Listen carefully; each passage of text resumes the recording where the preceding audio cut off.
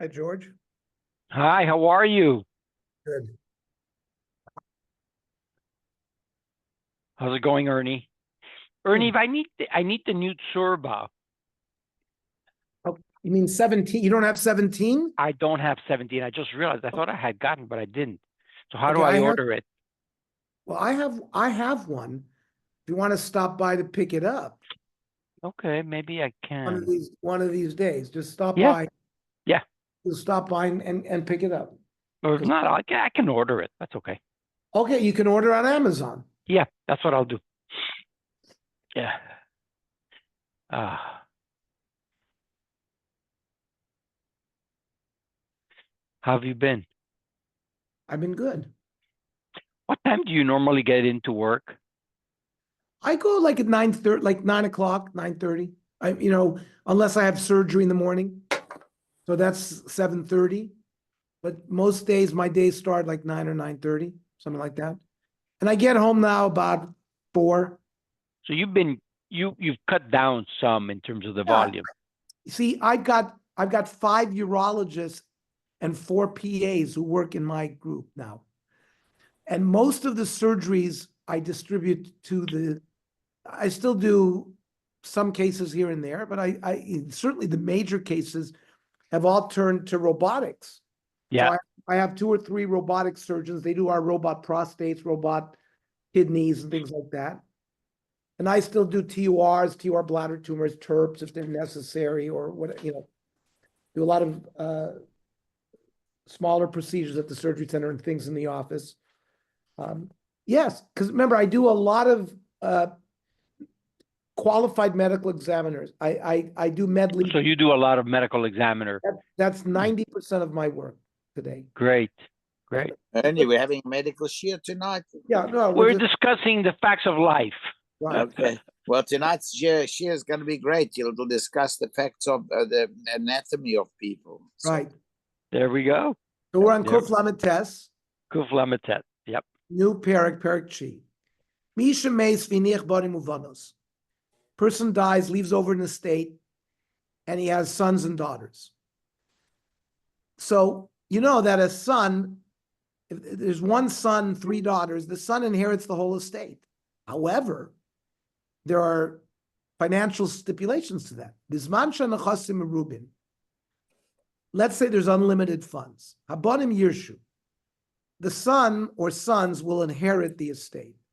However, the bonos yizonu, the girls get their parnasa, their food, their clothing, their rent from those nachasim until they get married or until they become 12 and a half years old. Right? Abonos yizonu. That's the Tanai that's said in the Ksuba.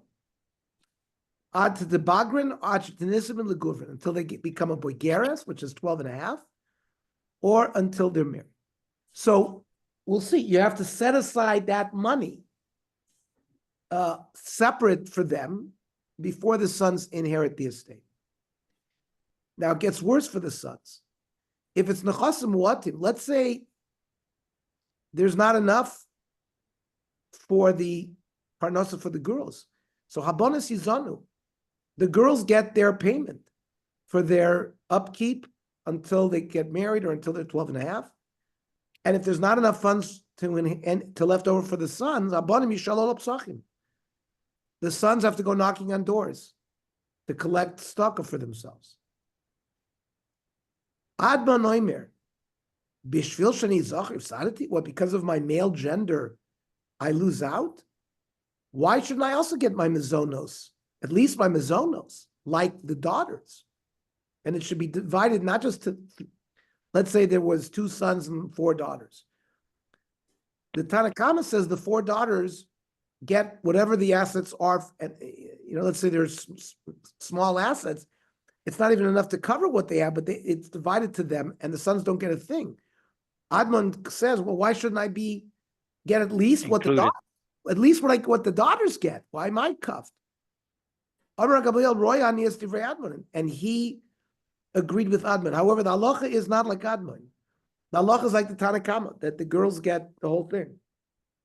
until the money is set aside until they're bogeres, until they get married. Kama meru. How do you define substantial assets versus not enough assets? Kama merubin. Armin Arab Kadesh Yizonim and Elu ve'elu. Shneim chodesh. If there's enough assets that both the boys and the girls would get parnasa for 12 months, that's already considered nechasim merubin. Kiamita Kamei to Shmuel, Amar Zutiv Rabbi Gamliel Berebi. That definition according to Rabbi Gamliel. Aval Chachamim Moimrim, what is nechasim merubin? Kadesh Yizonim and Elu ve'elu ad sheibagru. It's not enough 12 months. That the boys and the girls will have enough for mizonos and until the girls are 12 and a half years old. If it's less than that amount, it's considered muatim, and we follow what the Mishnah said about nechasim muatim. It Marnami Kiyas Rav Shem Rav Yechon, Rami Lam Rav Chanam Rav Yechon, Kol Shizonim and Elu ve'elu ad sheibagru. They all have to be given assets until they are bogeres. That's merubin pachos mikan elu muat. The ilakav, it is not enough. La'elu ve'elu ad sheibagru. So what do you mean you give it to the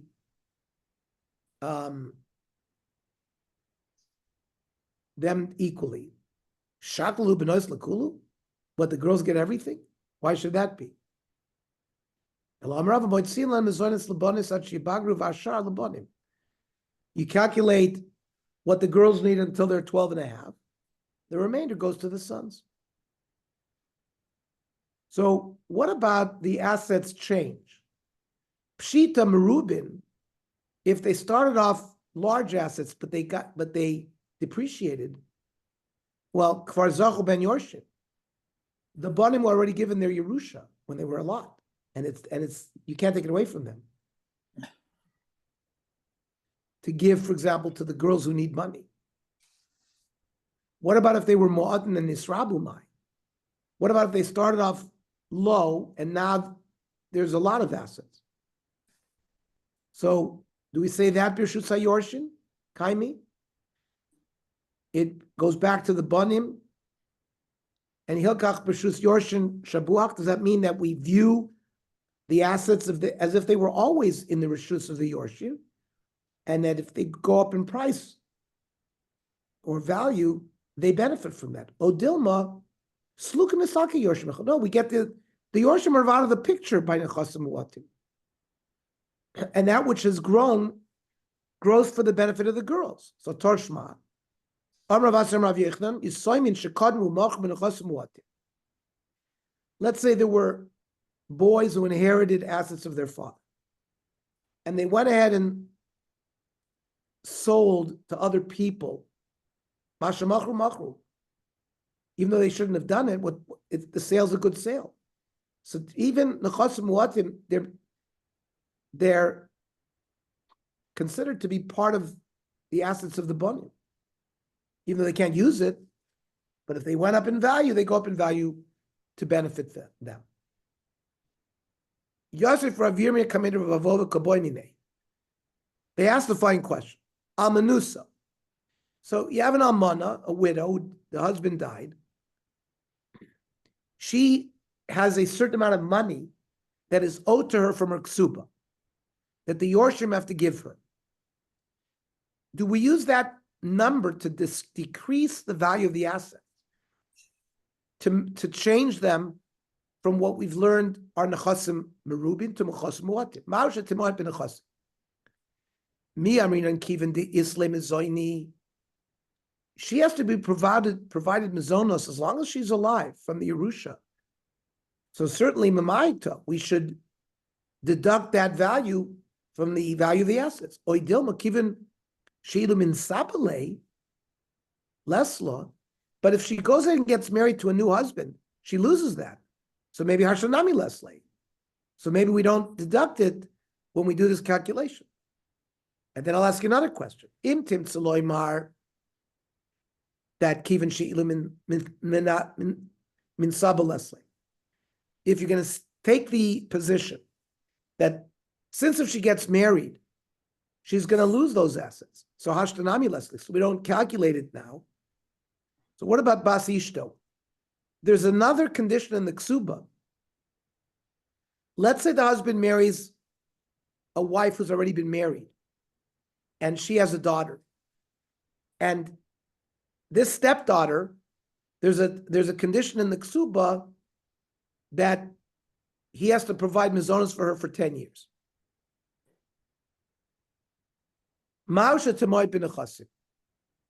Does that decrease the value of the estate so that it's not considered nechasim merubin anymore? Like, this is not related to whether the stepdaughter gets married or not. It's a tanai that's put in the ksuba for a number of years. She would continue to get that payment even after she gets married. So maybe, therefore, we have to memaita, we have to deduct it. But if she dies, the payments stop, maybe lo mamata. Maybe we don't put the cost of her mezonos in calculating the value of the estate. And the imtim tzalomer kiven sheilu meis lesle lo mamata. Fine. Let's say you'll give me this answer that since if she dies, she doesn't continue getting the money, and therefore we don't deduct that value from the assets. What about a balchov mal? She might be a husband. You have the father owes money to somebody, $10,000. Do we automatically deduct what is owed to the balchov?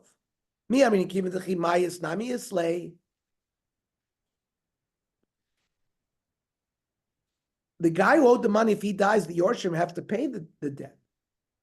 So either way, so maybe we should deduct it. Yet, but let's say it's owed 10 years from now. It's a liability that's owed in the future, but why should we deduct it now?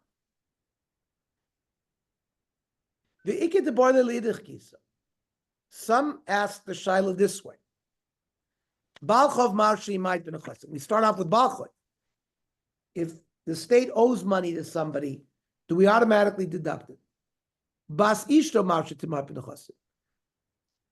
money that's owed to a stepdaughter, do we deduct that? The amount owed to the widow by her ksuba. Okay, well, we went through this whole discussion. What about almanuso ubas? The husband left over a widow and a daughter. Now,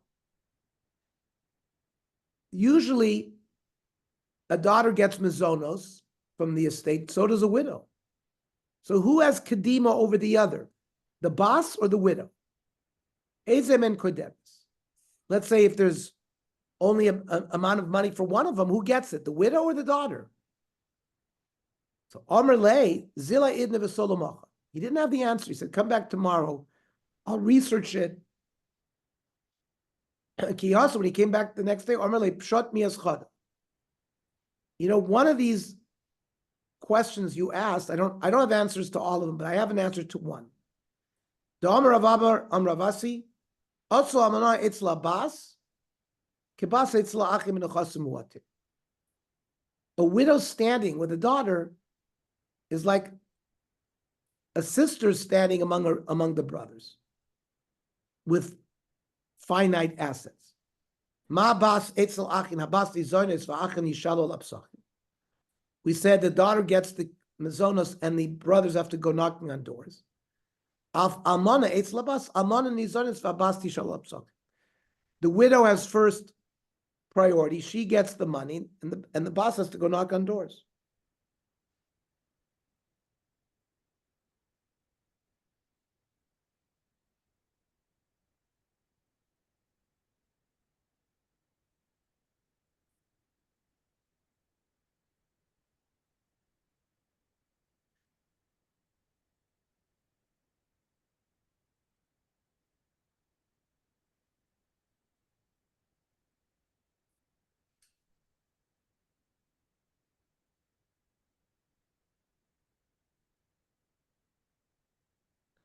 The halacha is that the almana gets it.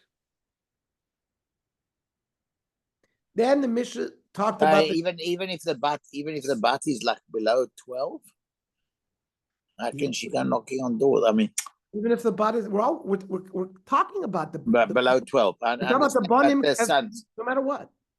Let's say you have a bus and banim, and you only have money for the bus. The banim go knocking on, meaning the banim have to get it from charity. So, in other words, it was that the almana comes before everybody here, even Bonnie. Well, yes, that we know. The almana has to be provided for, period, until she dies, or until she gets remarried. Adma noimer, bishvil shani zachiv sadati. Because of my male gender, I'm cuffed. So the Gemara doesn't. When my ka'amar, what halacha does he have behind him? He's just he thinks he's being prejudiced against.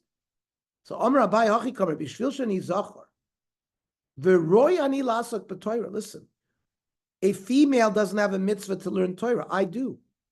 If saditi, I have to waste my time knocking on doors. It's going to be bittul Torah. That was his taina.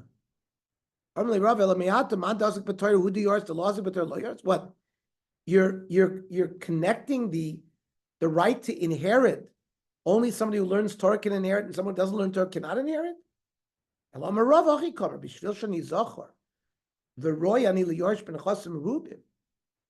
Because if there was a lot of assets, I would have inherited the whole thing.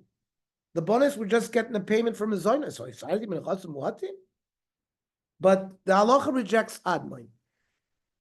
Mishnah.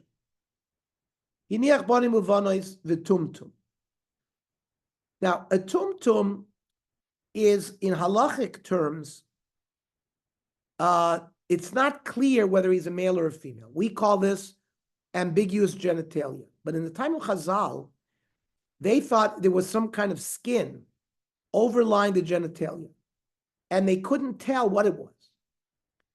And they had to do like an operation. They have to be koirei. They have to tear it open, and then you would see whether it was male or a female. What did they do today? Sorry. No, so let me. In my experiences in the neonatal ICU, being called as a urologist to help evaluate infants, babies born with what they call ambiguous genitalia, they're not sure. So usually what we would see. But that's an androgynous. No. An androgynous, according to Chazal, is someone has two genitalia. Someone, when you looked at them, they had a penis and a vagina. And a vagina, correct. So in our era of medicine, there is a disorder called female pseudohermaphroditism. Medicine refers to a hermaphrodite based on not of the appearance of the genitalia, but if they have gonads of two different, for example, you're born with a testis and an ovary. That's a true hermaphrodite.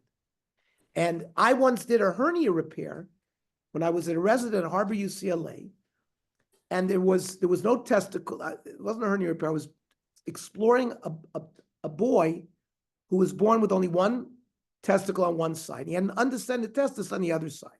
What we thought was an undescended testis. So we explored the groin, hoping to find a testicle to bring it down. And we found this like lump of tissue. It was not a testicle. We sent it for a biopsy, and it was an ovary. So he had an ovary in the groin on one side and a testis on the other side. There's only like 70 reported cases in the world's literature of true hermaphrodites. So it's very, very rare to find what I've just described, which is gonadal tissue of two types, testicle and ovary. Now, was that what they were talking about when it was a tumtum? No. Chazal did it by what they saw, by looking at genitalia. So if you see a penis, you see a vagina that had both, that's an androgynous. Now, what is that medically? I'm explaining. That's a female pseudo-hermaphrodite.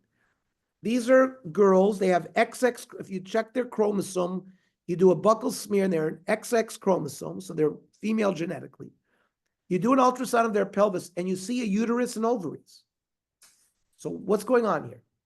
So they have 21 hydroxylase deficiency. This is in the adrenal gland. They have an enzyme deficiency, which causes massive production of testosterone.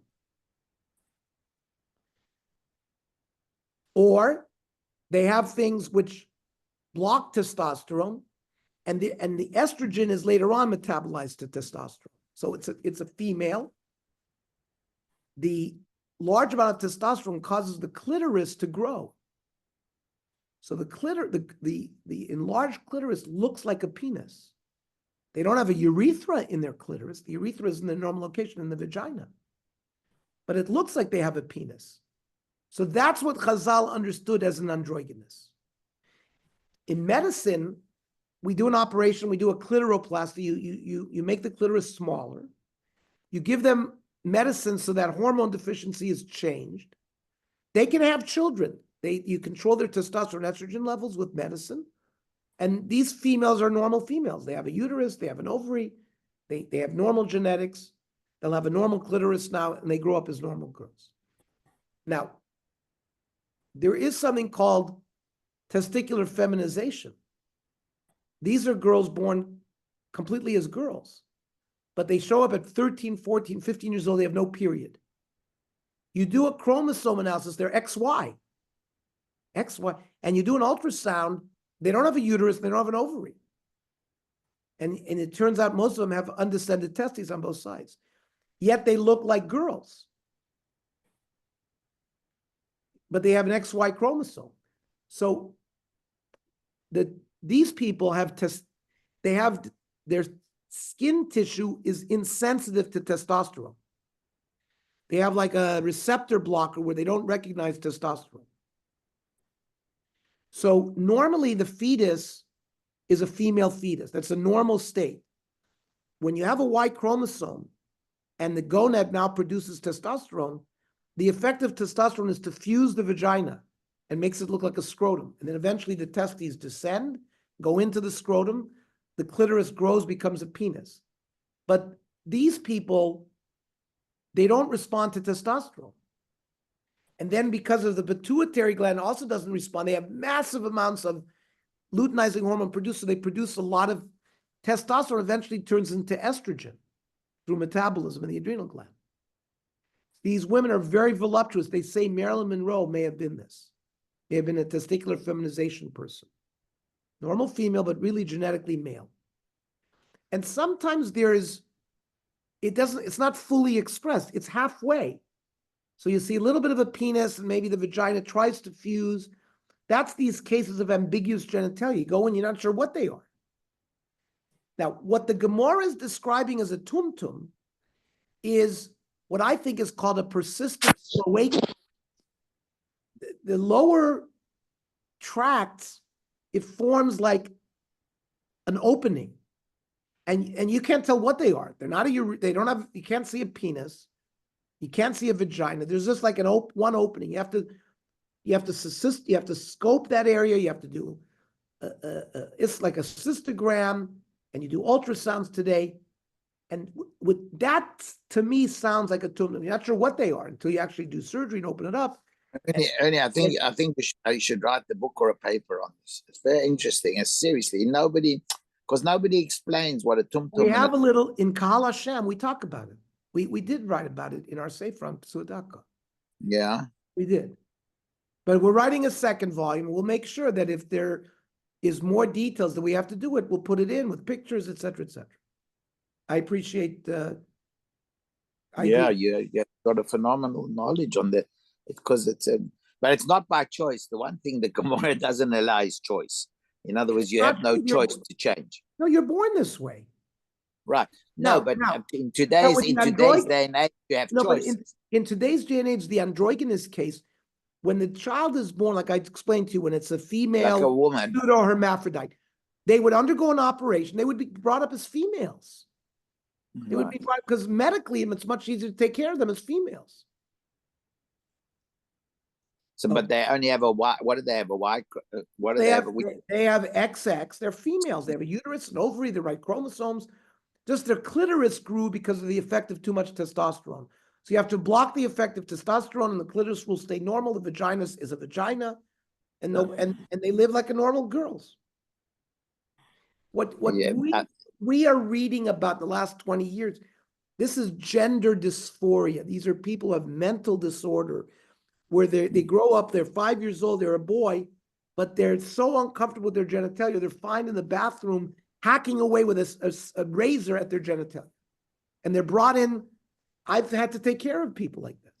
They're brought in. So, but it's 1 in 5 million. Gender dysphoria is extremely rare, and they were treated with psychiatry. Sometimes they would switch their sexes, and they would give them estrogens, make them female if they wanted to, but most did not want to. But they would grow up as cross-dressing females. But because of the media and LGBTQ and all of that, it became so-called that, everybody thinks that they're a different sex. But it like in the 1960s, 70s, 80s, this was an extremely rare disorder. So I think culturally, it's become more common because people think, and they've gotten along with all of the media, how they portray it. They're a boy, they're not happy. They think, I'll be happier as a girl. That's not real gender dysphoria. That's something people had really from birth. I think Tony Curtis's daughter had that as well. She has that. She's testicular feminization. Because she's very voluptuous. And I don't know. Again, these are all rumors. I don't know if we know this for sure. I didn't ask Tony Curtis when I met him. So. Right. And if I knew, I wouldn't be able to say it anyways. There's something called something called HIPAA. Something called HIPAA. As George, that's what they say. George the people knows. who know don't.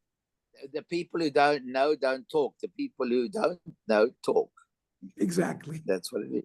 That's what the bottom line. Harold, you're absolutely perfect. Okay, Mishnah. Hiniach banim uvanos v'tumtum. So now you have a problem. What is this tumtum? You have boy and girl, and you have these assets. So let's say you have a lot of assets. Bizman shanachasim merubim. Hazacharim doichin so it's on the kavas. Now the tumtum comes to the boys and says, "Listen, I want to inherit like a boy." They say to him, "What do you mean? Give us proof that you're a boy." So they push him to the girls, and then now if there's nechasim muatim, where the girls are better off because they get the money that's there. They say to him, "You're not a girl. Bring me proof that you're a girl." Because to get money, you have to. The burden of proof is on you if you want to schlep money out of somebody. So this nebuch tumtum is out to luck. Now, a husband says when his wife is in labor, if my wife gives birth to a boy, I'm gonna give him the boy $1,000. Y'all the zachar, yitomon.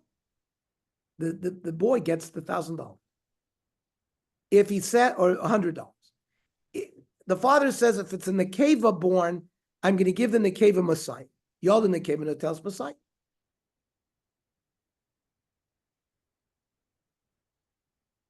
He says if it's a zachar mana and nekeva Messiah. He says, if a boy is born, I'll give 100. If a female is born, give 200. And twins are born. The other zachar nekeva, zachar noitel mana, nekeva notel Messiah. So far, we haven't learned the chiddush. The Gemara should say pshita here, because why would we think different? But now comes the punchline. In the case where he said zachar mana, nekeva Messiah, and yalda tumtum. Now, the tumtum is a suffix zachar, suffix nekeva. Remember, an androgynous halachically is both. He's treated as a zachar and a nekeva. So he has to put on tefillin and he has to light Shabbos candles. You understand? An androgynous who has both male and female organs has to be treated as both a male and a female. That's a hermaphrodite. That's an androgynous. Yeah. Now, a tumtum We don't know what the tumtum is. So Mhm. he's a suffix zachar, suffix nekeva. So since this is a monetary case, ain't a no-tell. The father can say, I don't owe you anything. You bring me proof what you are, and I'll give you the money. But until then, I don't owe you anything. Now, im Omar Komasha Teled Ishti Yitol, if the husband said, listen, whatever my wife gives birth to, I'm going to give them money. I'll raise a Yitol, then even the Tumtum gets it. And im Ein Sham Yorish Alu, let's say there is no other children except the Tumtum. Then Yorish is a kol. He gets everything, the male, because he's the only progeny. Whether he's a male or a female doesn't make a difference. He gets it all. So the question that the Gemara has, when it says that the boys can push her off, push this tumtum off to the females, is it v'shakal kibas? Does the tumtum get to collect like a girl? Haktani Sefer, y'all the tumtum ain't a noitel. But the Sefer said that if I'm going to give birth to a female and a tumtum is born, she doesn't get anything. So it looks like he's not treated like an nekeva. What is this? In fact, the zachar pushes him to the female, and the females push him to the zachar, and he doesn't get anything. However, he gets the chelek that a daughter would get. The seifa asan Rav Shimon Gamliel, and the seifa is Rav Shimon Gamliel, the Tanya. Somebody has a pregnant cow, and he's magdish. He says, whatever the cow gives birth to, I want to be magdish to the Beis Hamikdash.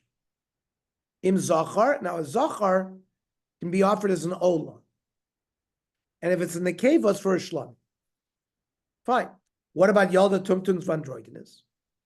Rav Shimon Gamliel Omer Ein Kedusha Chal Alein. According to Rav Shimon Gamliel, a Tumtum and Androgynous, they're not male, they're not female. They're a new entity. They're a Beriach Lifnei Atzma. It's a new creation. It's not a male, not a female. So therefore, according to our Mishnah, doesn't get anything. I raise a lo yitol if a tumtum is born because he holds it's not male, not female. So meisvei, so tumtum yorish keben v'nizonis kabas. It says a tumtum inherits like a son, but can also get mizonis like a bas, gets both. So this is bishlam arava, yorish keben, when it's the chasim muatim. Because the bonos push him to the males. V'nizonis kabas b'nechasim merubim, because in that case the bonim push him to the bonos. But he gets el labaya manizim kabas. But going there, Abaya wants to answer that it's the sheet of Rav Shimon Gamliel that it's a beria b'fnei atzma. Why should she get anything? Okay, we'll continue tomorrow.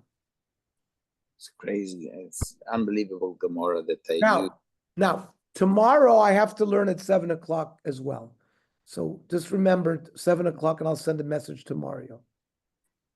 Okay. Shkoyach. See you at 8 o'clock. Bye, everybody. We'll see you later. The tzorba will be at 8 o'clock.